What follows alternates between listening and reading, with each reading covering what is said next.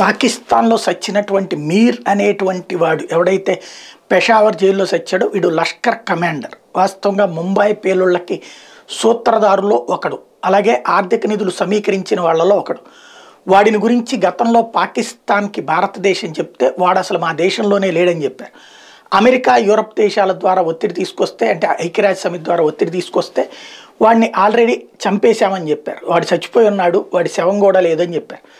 ఆ తర్వాత కాలంలో భారత్ వాడి ఆధారాలన్నీ ఇస్తే అప్పుడు అరెస్ట్ చేసి పాకిస్తాన్లో తీవ్రవాద కార్యకలాపాలు పాల్పడుతున్నాడంటూ కోర్టులో పెట్టి అక్కడి నుంచి పెషావర్ జైల్లో పెట్టారు.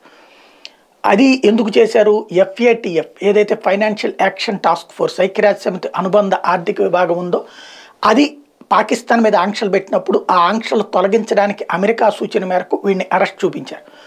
ఇప్పుడు వాడు సచ్చాడు. పాకిస్తాన్ ఆడినటువంటి నాటకాలు వాడు పోయాడని, వాడు లేడని, ఇదంతా వీడిది కూడా పేరు మార్చారు. ఇప్పుడు ఒరిజినల్ పేరుతోనే వాడు చచ్చిపోయినట్టు లెక్క చెప్తున్నారు. దీంతో పాకిస్తాన్ ఉగ్రవాదులకి షెల్టర్ అన్నటువంటి విషయం మరొకసారి రుజువైనట్టయింది.